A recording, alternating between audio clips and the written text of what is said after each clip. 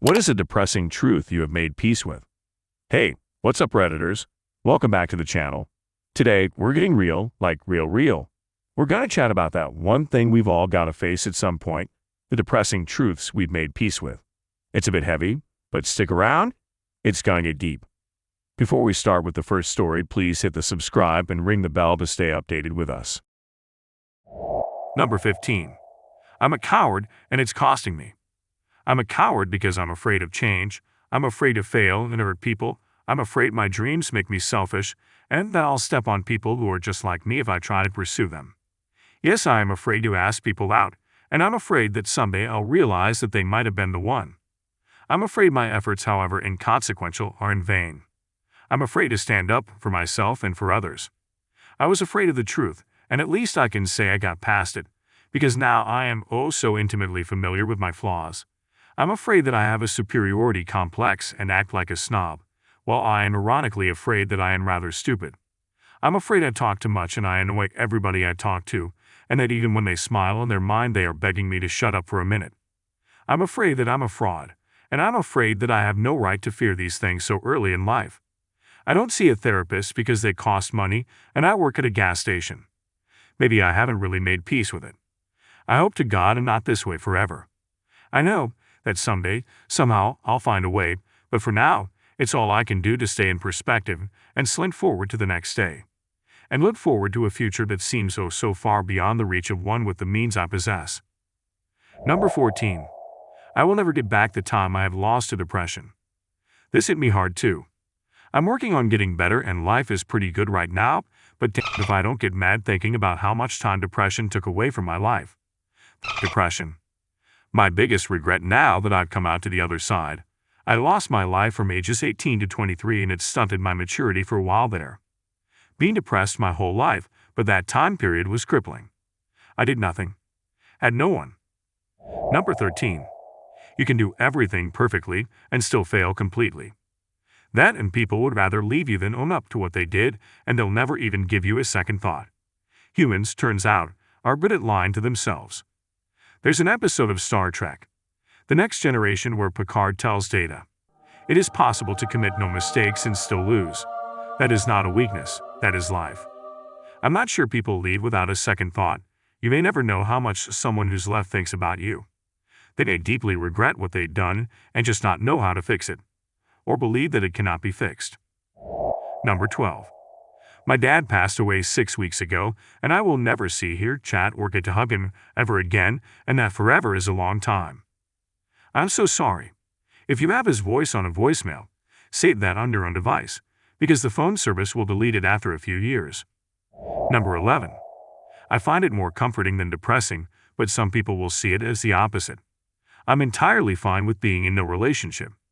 It's been almost a decade since the last one, and I just don't see it as the priority that others do. I'm entirely fine with just having friends and colleagues. Hell, I'm happy. I just want to toss it out there because some people might find my reasoning to be helpful in deciding their life priorities. This is me. I tell people I have nothing against finding a man, I just simply don't care enough, so I'm not going to seek one out. I am perfectly, absolutely happy on my own. If a relationship happened naturally somehow, I would not fight it, but since I don't do anything, introvert here lol, I like my apartment, that's unlikely to happen. I feel the same way about kids. If I did somehow find a man that wants kids, I would not be opposed to having a child or two, but I don't really feel strongly either way. Honestly, I fully expect never to marry, and I'm perfectly okay with that. Number 10. I was diagnosed with ADHD as an adult. Growing up in the 90s in a rural area, they never checked for that. In fact, I was pretty much labeled a problem child despite being a decent student. On top of this, I didn't mentally mature at the same pace my friends did. They were discovering stuff about themselves that I didn't even begin to discover until I was in my 20s. On top of that, my parents just didn't know what to do with me. I got treated pretty badly until I was in high school when my mom kind of figured there was something a little different about me, but most days she brushed it off. It took me getting counseling through the army to get diagnosed. Looking back, it all really made sense that I had ADHD, especially since my nieces and nephews all seem to have it. Number 9. Your life can flip seemingly overnight. Born to a family that did well, went to college, didn't have any debt, got a good job, and never really had any hardship in my life. Then all of a sudden I lose my voice and it turns out to be cancer. During COVID, I get my second bout of cancer and my dad died of COVID before the vaccines ever came out. Cancer and grief have consumed my life. My lifelong depression is only kept at bay with meds, and even the meds don't keep the grief and anxiety away. Life feels meaningless, inconsequential, and painfully random in how it doles out its punishment. I'm 3 years in and still technically stage 1 despite 2 surgeries and about to go into my second round of radiation. I'm just tired. I'm not even that old. Number 8. A friendship you thought would last forever can end in an instant. I have a really hard time with this one. Every friendship I've had in my adult life has only lasted a couple of years tops. Rarely a falling out or anything, but just drifting apart or shit happens type of deal. It's hard for me to make friends in the first place because I'm pretty shy, so having to regularly restart that process is really discouraging. Right now, I don't really have any friends because I've just kind of given up trying. Number 7. I've lost the ability to feel certain emotions. It's like part of my brain has been paralyzed and I don't understand, and I crave it like wanting a hamburger so bad, but you have no taste buds. My life is now a disassociated plane. It's not even beating its own drum. It's a flat line, and people approach me expecting me to give them an empathetic or affectionate reaction, and I know how, but in spur-of-the-moment instances I can't naturally give them a human experience. I've now been outcasted by friend groups, social events, and political issues. Everything is crumbling. I have a therapist and psychiatrist, and there is nothing more uncomfortable than people with over 20 years of medical and mental health experience getting quiet and losing confidence in how to handle my situation. I search the internet every day for people with my experience of what's happening. I search Reddit every day and can't find anything. But I've came to the conclusion that I will never feel the feeling of a cute puppy coming into my arms with that warmth, or the butterflies I used to get when a pretty woman walked by. It will never be okay, but I've made an acceptance that I need to look at a plan B on life so I don't get destroyed. I taste is my new form of positivity. I don't feel good things, but I taste good things. I sit down with a plate of food and analyze the flavors, observing every detail of why I like it. I make every meal count because it's the closest thing to a butterfly feeling of emotion. I'm going to get so and eat something bad, or it'll be another 5 hours before I can try to enjoy something again.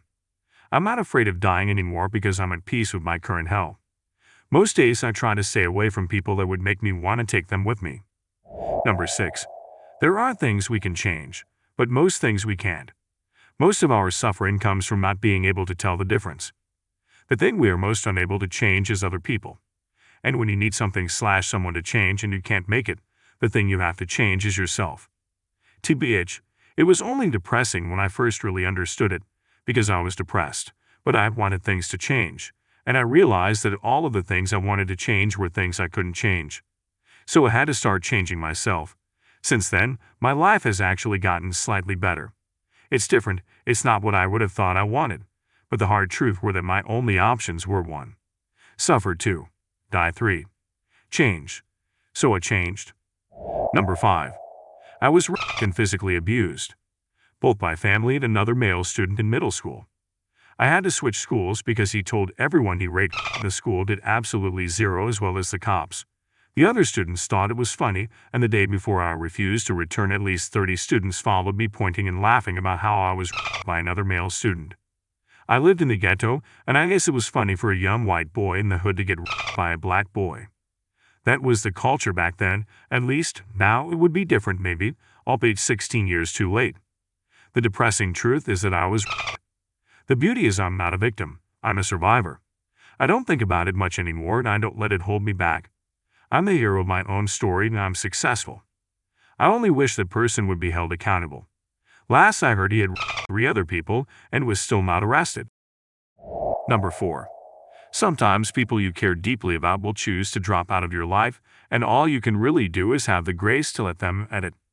To everyone struggling with being left behind, and to everyone struggling with having to be the one to leave, I hope the pain eases for you soon. Number 3. There will be no cure for my spinal cord injury in my lifetime. It was initially very depressing to realize, but almost 3 years and I'm kind of okay with it. They should cure other stuff like ALS first, and if it has to be SCI related, cure the nerve pain or the bowel/bladder stuff. The not walking is very low on my list of priorities personally. I'm aware of ongoing research but have no faith in any of it. We'd have to either revolutionize neurology or be very lucky. Number 2. No matter how hard you love someone, they can fall out of love with you, and there's nothing you can do to fix it. Took me a lot of self-destruction and pain to realize it. Sometimes it just doesn't work out. After 10 years of being together, 8 years of marriage, and 2 wonderful children, my wife broke up with me 2 months ago. We shared almost a third of our lives together, through thick and thin. She said we'd grow old together, that I was the love of her life. Even until around a month before the breakup. I am still devastated.